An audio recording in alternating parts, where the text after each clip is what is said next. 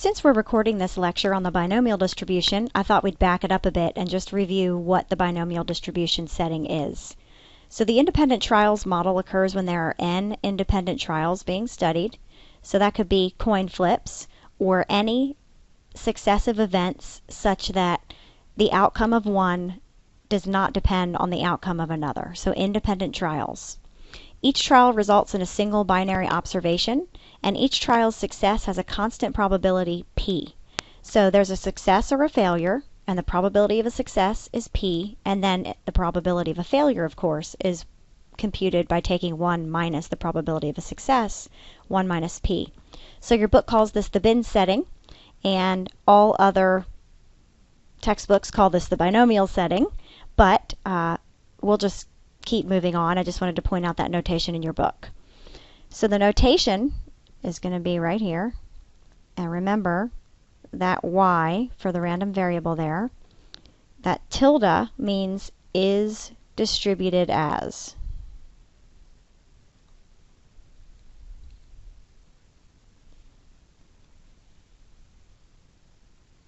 So it's y is distributed as bin for binomial, n, comma, p. N is the number of independent trials, and p is that success probability. Now the binomial probability function, here, the probability y equals j equals n choose j, p to the j, times 1 minus p to the n minus j, where j goes from 0 all the way up through n, your number of independent trials. And what is that choose operator? The n choose j operator is n factorial, that's the exclamation point after the n, divided by j factorial times n minus j factorial. And j factorial is defined to be j times j minus 1 times j minus 2 all the way down to 1. And we're going to define 0 factorial to equal 1. So that's what we need to do to compute binomial probabilities. Let's do an example. So let's go back to that example where we flip a fair coin 3 times. This is the binomial setting because each coin flip is independent of the previous one. So that is, the outcome of one coin flip doesn't depend on the outcome of any of the others. And we have a constant success probability. That is, the probability of getting a heads on any flip is 0.5 or a half. And so we are in, and it's obviously binary, just heads or tails, just two possible outcomes. So we're in the bin setting, the binomial setting, and we want to compute the probability of getting exactly one head out of our 3 coin flips. So we can apply the binomial formula for this. And the first thing is to notice that our n is 3 and our j is 1.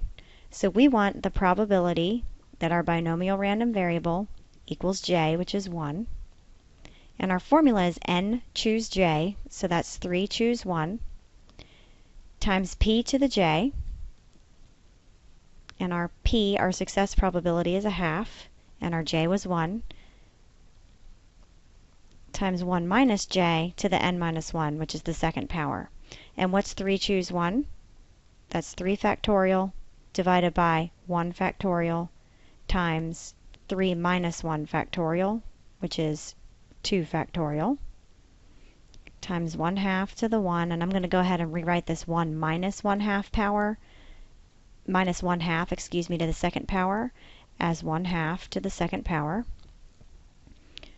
3 factorial is 3 times 2 times 1, and in the denominator 1 factorial is 1, and 3 minus 1 factorial is 2 factorial, which is 2 times 1.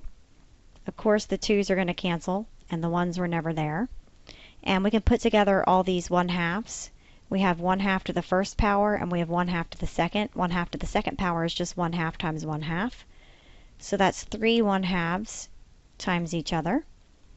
So the 3 from our binomial coefficient over there, our choose operator, and our 1/2 to the third power gives us 3 times 1/8, which is 3/8.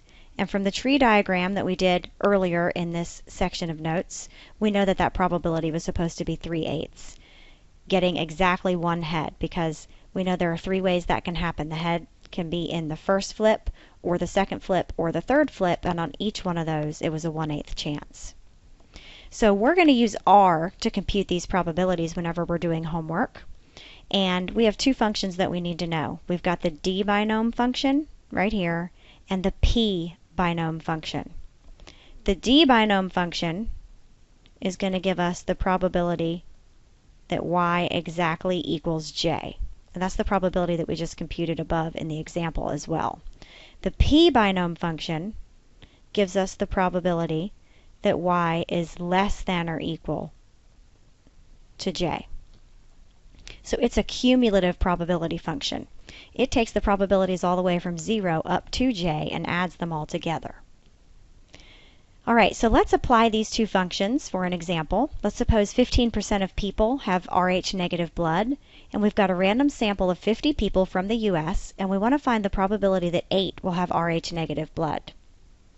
So we want to write that in a probability statement first. So that's the probability that exactly 8 will have Rh negative blood. So there's no less than or equal to or anything like that in our probability statement. We just want to find the probability that that random variable is 8, that 8 will have Rh negative blood.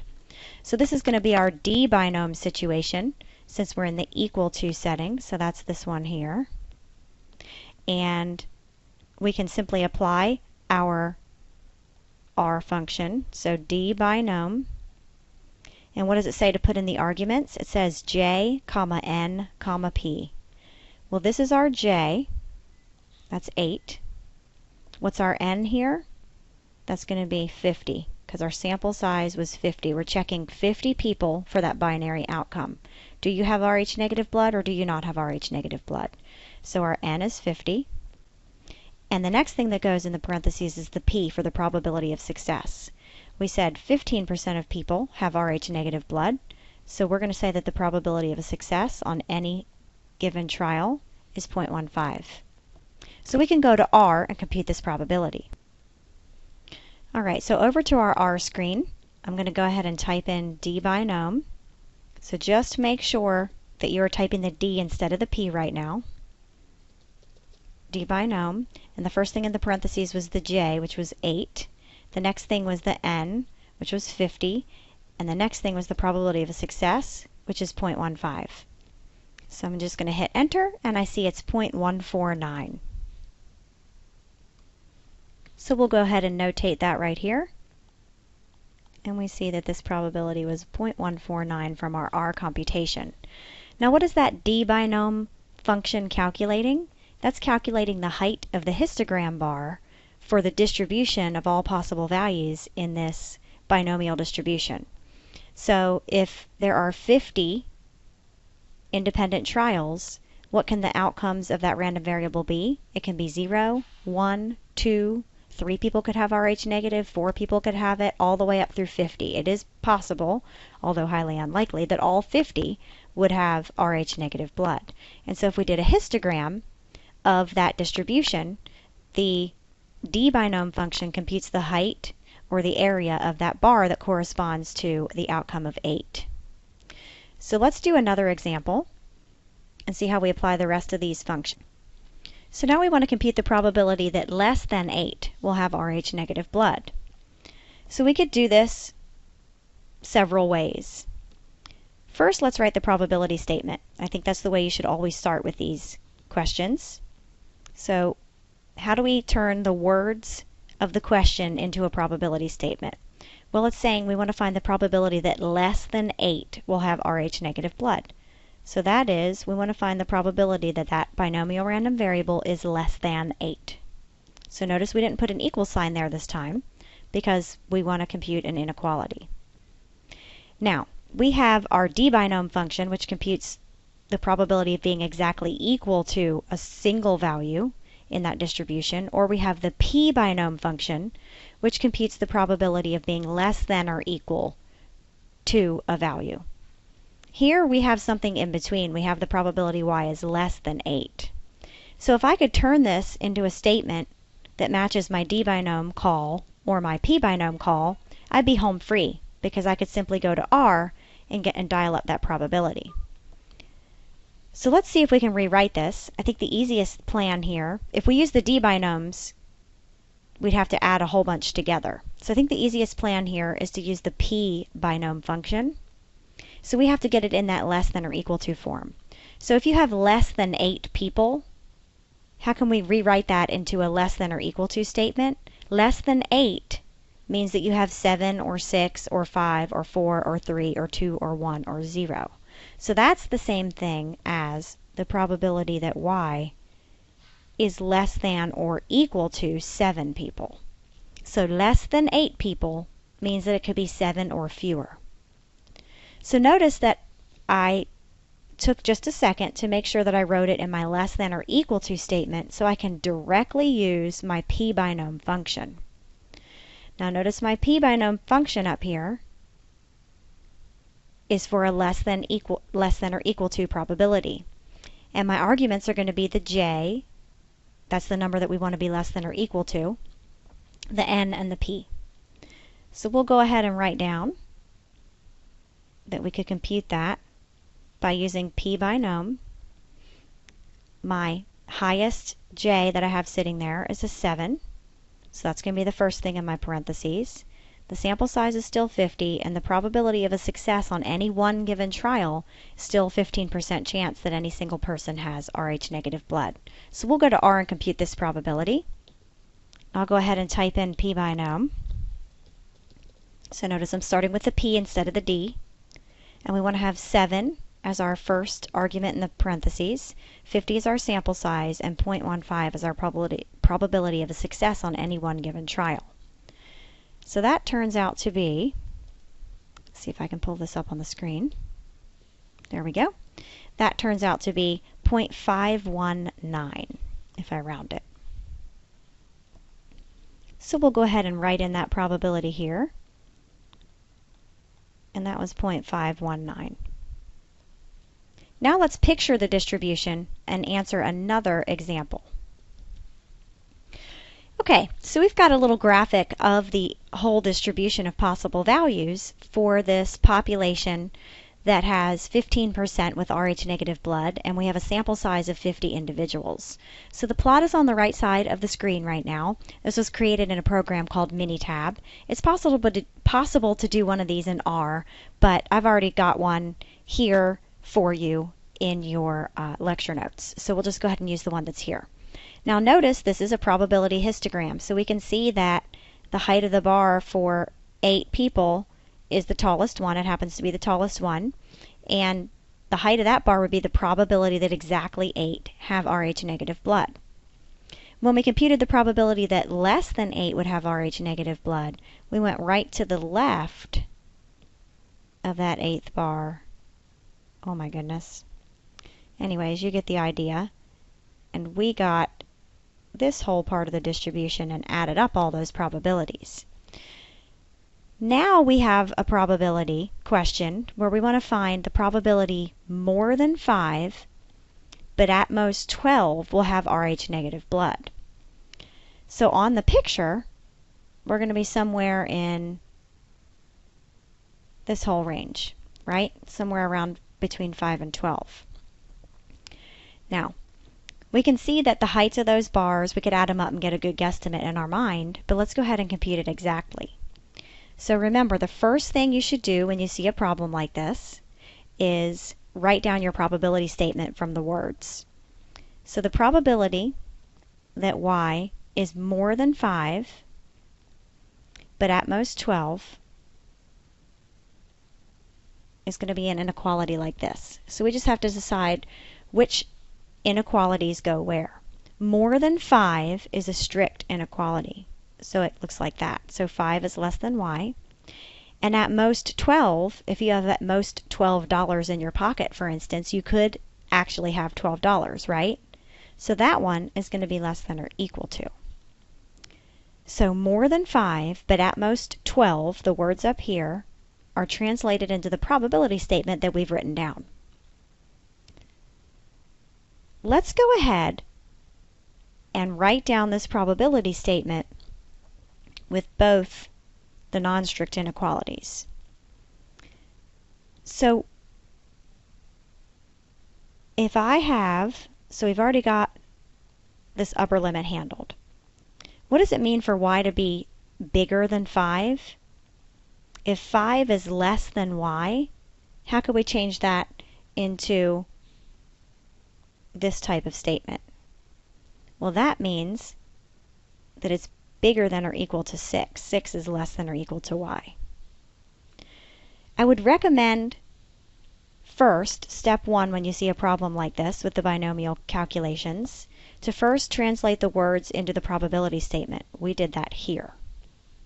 Then, after you get your words into the probability statement, I would switch your probability statement to have both of your inequalities looking like that. So that's the two first orders of business that we need to do. Now, how on earth are we going to use our d-binom or p-binom functions to compute this probability? Well, if we used d-binom, this probability that y is between 6 and 12, it could be 6 and it could be 12. So we could add the probability y equals 6 to the probability y equals 7 all the way up through 12 and just add a whole bunch of d-binom statements. But that would be a little bit of a pain in the neck for us to type into R. So we want to be a little sneakier and more efficient about it than that. So here's the trick that we're going to use. What if I started with p-binom of 12 with a sample size of 50 and a probability of success of 0.15. What does that give me? So let's analyze this for just a second. P-binom is the probability of being less than or equal to whatever number is sitting here. So that p-binom statement is adding the probability that y equals 0 plus the probability that y equals 1 plus the probability y equals 5 plus the probability y equals 6 all the way through the probability y equals 12. Right? So we'll just kind of put that in parentheses to let us know we were thinking about that. Now, we want the probability that y is less than or equal to 12, but we want only to look at everything that's also greater than or equal to 6. So this p-binom statement with 12 as my number gives me everything from 0 up to 12, when we only want to keep everything from 6 up to 12. So what can I do? Well, I could subtract out p-binom of 5 with a sample size of 50 and a success probability of 0.15. Now what's that subtracting out? P-binom of 5 is the probability that y equals 0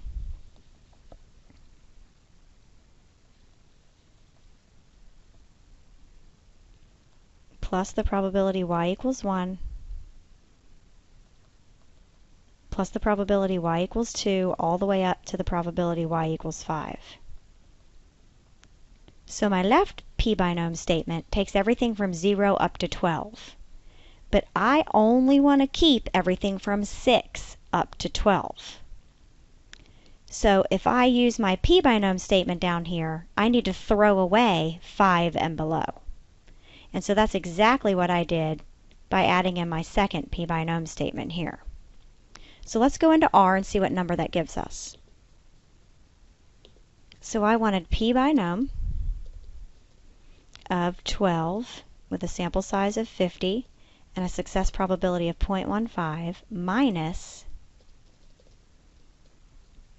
remember I only wanted everything from 6 up to 12, but p-binom of 12 gives me everything from 0 up to 12. So I need to throw away 5 and below. So I need to subtract p-binom of 5 with a sample size of 50 and a success probability of 0.15.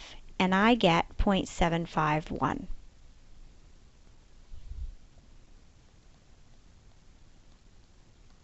So 0.751 is the probability that I'm looking for. Now, what I recommend for these is to practice them. You have a quiz that's due, and there are some questions where you have to do these.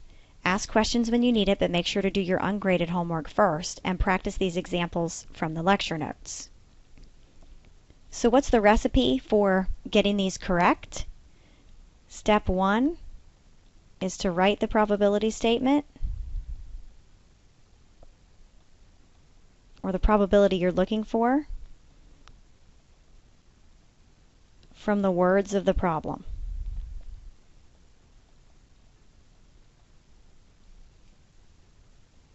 Then rewrite the probability statement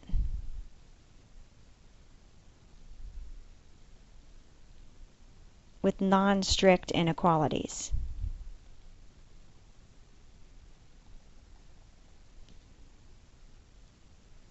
Then your solution is going to be the p-binom of the bigger number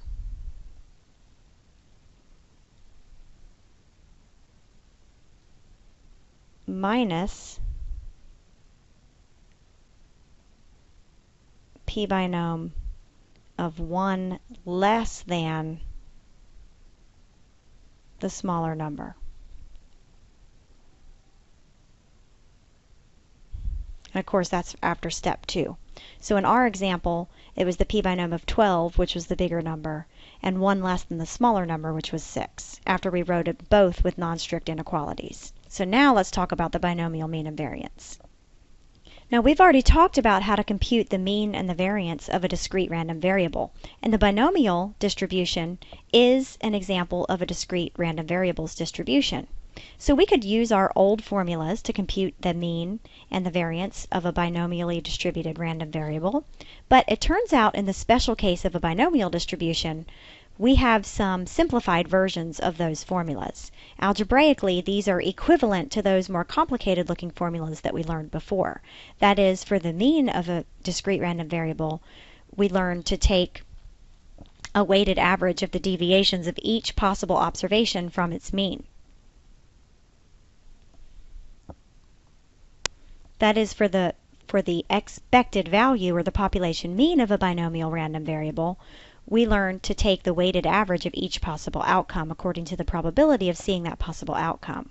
But in the binomial distribution, algebraically, this is equivalent to just taking n times p. So we have a shortcut formula for the mean of a binomial random variable. Same situation with the variance of a binomial random variable. That kind of ugly looking formula that we learned in general for a discrete random variable simplifies here to be n times p times 1 minus p. So we're going to do an example with the same sample size of 50 for having Rh negative blood, and we're going to find the mean and the standard deviation for the number of those in the sample who would have Rh negative blood. So remember, the mean of y is also known as the expected value of y. And since this is a binomially distributed discrete random variable, this collapses to our simplified formula of n times p. Our n was 50, and our p was 0.15, and so we come out with 7.5 people. Now, it's important here not to forget units. Here it's people, so I'm just going to write people as my units. And also remember, we can't see 7.5 people, but remember that's a theoretical expected value for that distribution. So in the long run, out of 50 people, we would expect to see 7.5 on average that have Rh negative blood. So we don't round that since it's a theoretical balancing point in a distribution. Now to get our standard deviation, we first have to compute our variance and then take the square root. So that's going to be n times p times 1 minus p in the case of a binomial random variable. And n was 50, and p was 0.15, and of course 1 minus p then is 0.85. And that turns out to be 6.375 people squared. Remember, this is a variance, so it's in those squared units. And so that means that the standard deviation of that random variable is going to be the square root of the variance.